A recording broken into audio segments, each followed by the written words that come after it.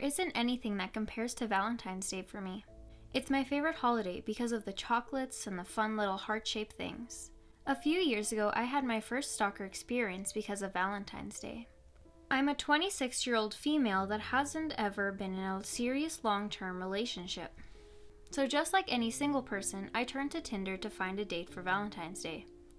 I talked to multiple guys and got a lot of questionable pickup lines like, "Well, here I am, what are your other 2 wishes? And tonight, Han, don't fly solo," which made me cringe, but one person stood out to me. Tall, blonde with blue eyes, and from what I could tell, he seemed the most normal and didn't have any pictures holding up a fish. Hey, this is an important question. What is your favorite Valentine's Day candy? I was intrigued because no one had ever asked me that. Candy hearts are the only right choice, obviously. He seemed like the perfect guy and the typical romance movie type. We chose to go out for Valentine's Day in this fancy restaurant in the downtown area. It is important to note I never gave this man my number. We only messaged through the Tinder app. On Valentine's Day, as I was getting ready, I was wearing this cute red dress and had my hair up while I was doing my makeup. I usually listen to music while getting ready, when all of a sudden my music cut out and my phone started to ring. As I looked down at the glowing screen, an unknown caller was projected on my phone. I usually don't answer unknown calls, so I sent it straight to voicemail.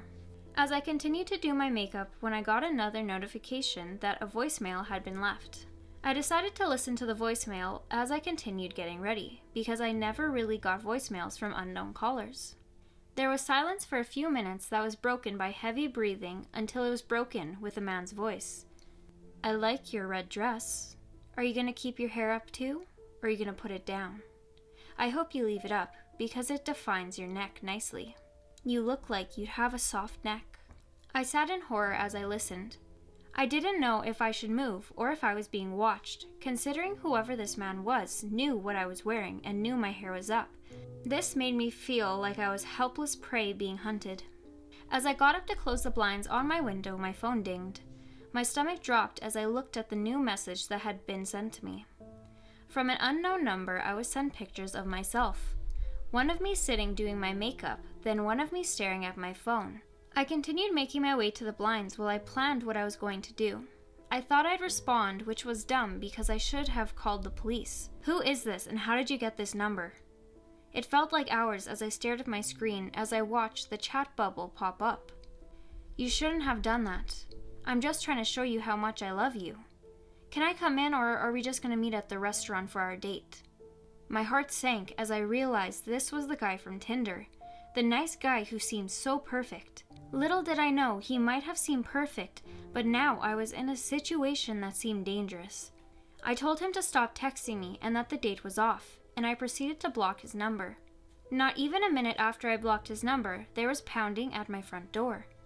It was something you'd see in a horror movie, and it was even more terrifying than one would think. I locked myself in the bathroom and eventually called the police. When they arrived, he was gone, and I was told that this wasn't the first call they'd gotten that night, about a man who was showing up and stalking women.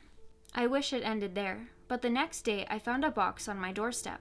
Inside was a heart that I later found out was a pig's heart, and on the lid of the box was written in what I assume was blood. "You said your favorite candy were those candy hearts, but I wanted you to know you stole my heart. Thanks for being my Valentine."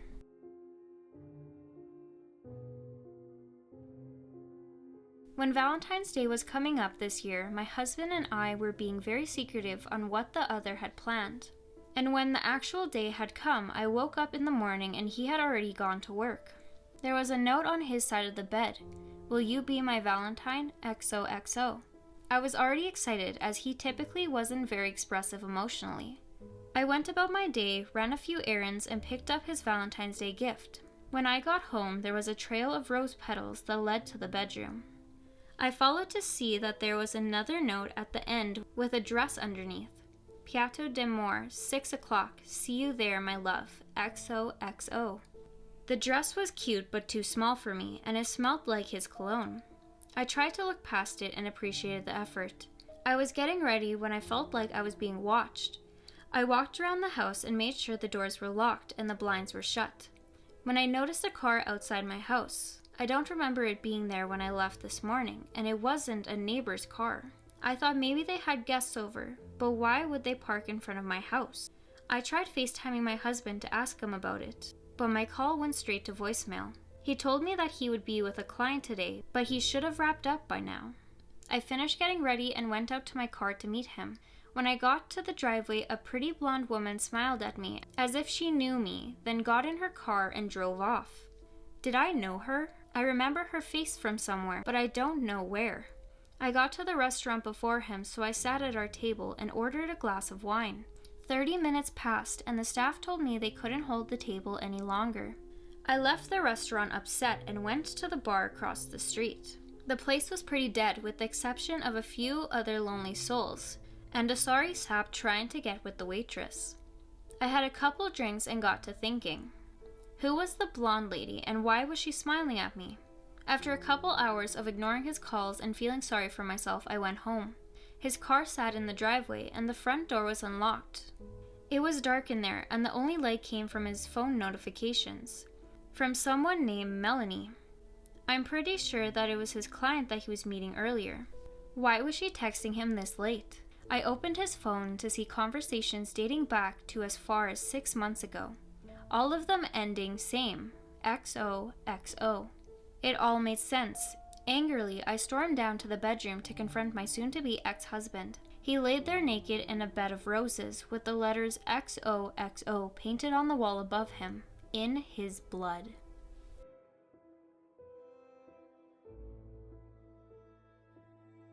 I hate Valentine's Day.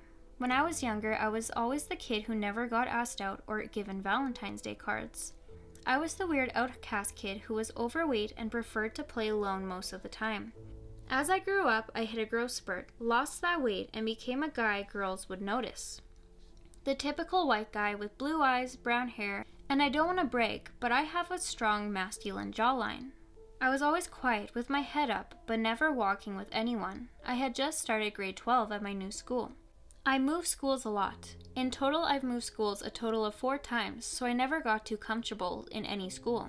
January had come to an end and it was almost February 14th, so the school and students were buzzing with love, roses, cupids, and Valentine's Day.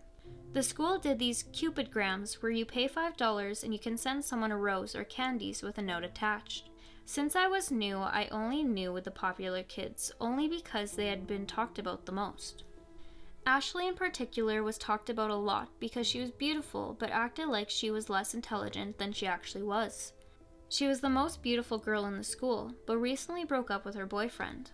I don't know why, but the school went crazy when they found out, and a lot of people picked sides. A lot of their mutual friends ditched Ashley, and a lot of people felt like Ashley was too cool to be in their friend group. Something inside me felt bad for her, because I knew what it was like to be shunned and outcast, so I decided to send her a rose with a message. If you ever want to talk, and included my number. I left my name off of it and put it as anonymous, because if she never reached out, I wouldn't want to be known. It's a dumb explanation, but at the time I thought it was best. The roses and candies went out the next day, and I was in gym class when they came to hand out the cupidgrams. It just so happened that Ashley was also in my gym class. As they handed out the grams, eventually they got to Ashley. They handed her the rose and her face lit up. That was the only cupidgram she had gotten. I didn't want to stare, so I kept my gaze hidden as I watched her read the note and smile formed on her face. Gym ended with the bell indicating that it was time for lunch. I made my way to the cafeteria to get the cheap $5 meal deals and sat in the corner to avoid the people around me. High school students are like wild animals. There's a food chain. The jocks and beautiful girls are higher on the chart. Under that, honor kids, nerds, but the most deadly on the food chain are the people who are quiet but hold more power than the top chain. As I sat and observed everybody, I was distracted by my phone lighting up. Thank you for the rose. I looked around to see if Ashley was anywhere in the cafeteria, but she wasn't anywhere to be found. As I sat there thinking of what to respond, another message came through. Could I ask you, who are you? Something in me decided to do something I never normally would. You're welcome. How about we hang out tomorrow for Valentine's Day and we can meet? I sent it off and a sense of excitement filled my body. I sat staring at the text bubbles that popped up. It felt like forever when I got my answer. Sure, I'd like that. Meet at Boston Pizza's close to the school tomorrow at 7? This was the last thing I heard from Ashley. She went missing on Valentine's Day, and she still hasn't been found. She got added to the list of high school women who had gone missing on Valentine's Day, which they called the Missing Valentines. That isn't the name I would have picked for the string of missing persons, but can I say, considering they've never caught me for their murders, I think being the quiet one pays off. I wonder who's going to be my Valentine next year.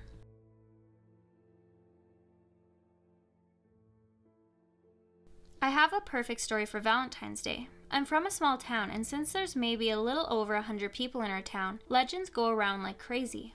There is a bridge in our town that is labeled the Lover's Bridge. The legend goes there was a woman in the town that was desired by all the men. She got caught up in a love triangle in between two men. It is said that she went to the bridge and was supposed to meet the one that she was going to choose. While at the bridge, something happened and she was found dead the next day, and the two men were missing. No one ever found out what happened to the young men, but it is said that the incident happened on February 14th, which is Valentine's Day. So many people believe that on Valentine's Day, the woman roams the bridge looking for her new love.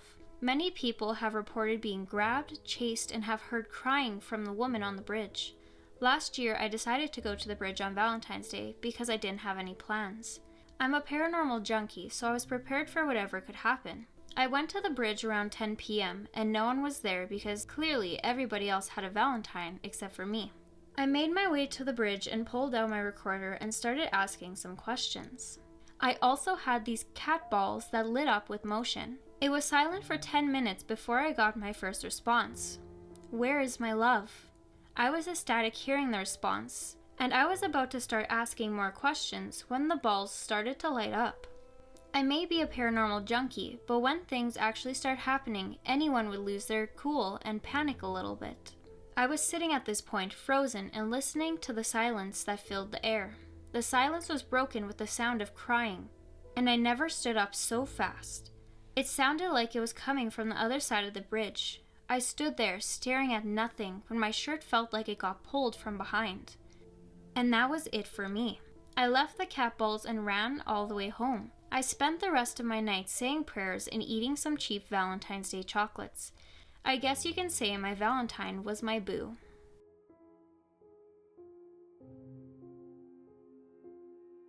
I got cheated on by my husband on Valentine's Day, and can I say I still laugh about it? I'm a 34-year-old woman, and my ex-husband was 36 at the time of this story. We've never had kids because it wasn't something we both wanted, so it was me and Henry most of our lives. We started dating just out of high school and married for 12 years. There had never been problems except on financial stuff, and occasionally he would always comment on how I didn't look how I did when I was in my 20s. I'm a small woman, not very big. I'm a healthy weight, unlike before when I was underweight. Henry had a beer belly, but I never commented because I loved him for who he was. The last month of our marriage, he became distant and would go out more saying there's a work dinner. I remember the day perfectly. 14th of February. I worked as a teacher and usually stayed till 7 to prepare lessons or plan school events. By the time I got home at 8, I saw a car I didn't recognize on the driveway. It was a BMW that had a bright pink fuzzy steering wheel cover. I initially knew it was a woman's car and felt anger building up inside of me. I got out my house keys and walked to the door, but I was stopped in my tracks to the front door being fully open. I slowly made my way to the door and saw that not only had our house been robbed, but the whole house was a mess. The TV that was on our mantle was gone. Wallets, money, jewelry, our computer, just gone. I was confused to where everybody was, when the silence was broken with muffled yells from the bedroom. I pulled out the pepper spray from my purse and made my way to the bedroom. I wasn't sure what I was going to walk in on, but as the muffled sound got louder, I felt the blood leave my face. I slowly pushed open the door, and I was shocked by what I saw. My ex-husband was handcuffed to the bed with a ball gag in his mouth, wearing this Valentine's Day Speedo. When our eyes met, his expression shifted, and you might be wondering what I did. I stared for a few seconds, then bursted out laughing. I wasn't even mad. All my jewelry was either gone or on the floor. I just was so shocked and in complete hysteria at the way he had been foolishly trapped and robbed. I ungagged him and he confessed that he had been having an affair and that she had tied him up and went and let her husband in, and they started taking things from the home. I wasn't even mad he cheated because in that moment I knew karma was real and it just kicked him in the ass. I didn't uncuff him, but instead I grabbed my things, called his mom to come over and let him out, and I left. The next few days I filed for divorce, and whenever I felt upset or frustrated, I just remembered that he had to explain to his mother why he was in a heart-shaped Speedo and tied up to the bed. It will always be my most memorable Valentine's Day.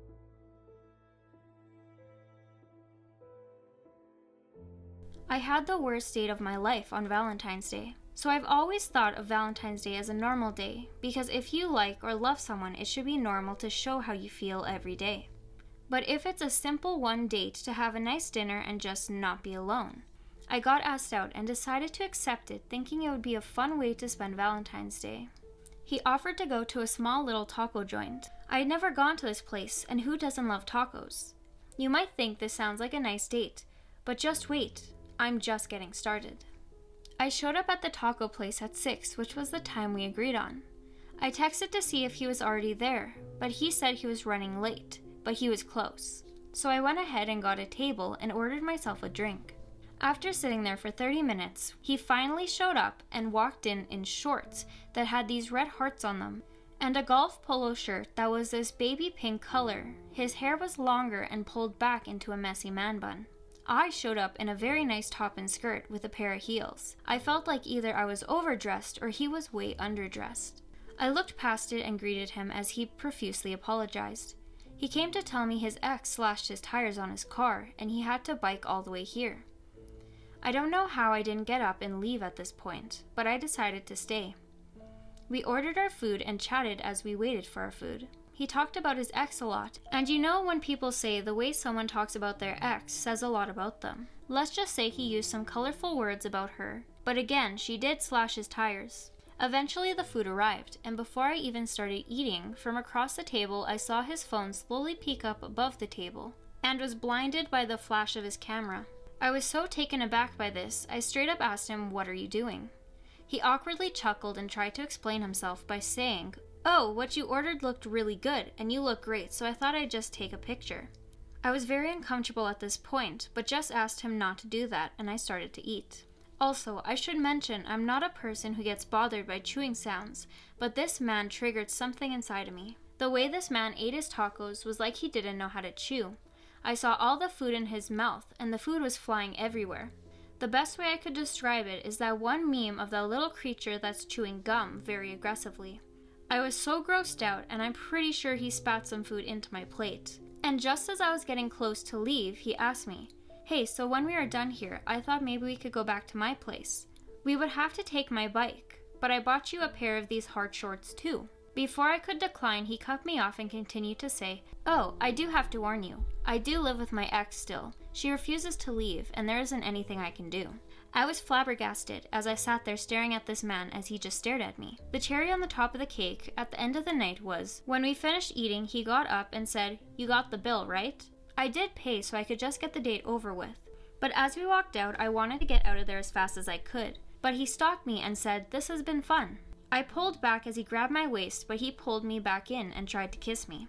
I told him I wasn't feeling it and that this isn't working. His expression shifted as I said this, and he expressed to me that he believed I was the love of his life and asked why I was doing this. He fell to his knees and started to cry. I hate when people stare, especially if there's a situation, but I felt all eyes on me as this grown man sobbed at my feet. Back then, I wasn't very confrontational, so I told him to get up and told him he'd find someone for him and have a good rest of his Valentine's Day. As I walked away, he stood there watching me as he got on his bike. The next part might not seem scary, but in the moment and circumstance, it was terrifying. As I got in my car and started driving, I noticed he was following me on his bike. I was going maybe 50 kilometers an hour, so it was a decent speed, but he was keeping up. He followed me for at least 4 blocks until I got stopped at a red light. As I sat there looking back, I didn't know where he had gone, and as I looked forward, he was standing at my driver's side window. I jumped and he motioned for me to open the window. I mouthed the words no and looked away from him. Eventually the light turned green and he stopped following me. It was the scariest Valentine's Day of my life. Best thing I can say is being single and alone on Valentine's Day isn't as bad as being chased by a grown man in heart shorts on a bike. Happy Valentine's Day.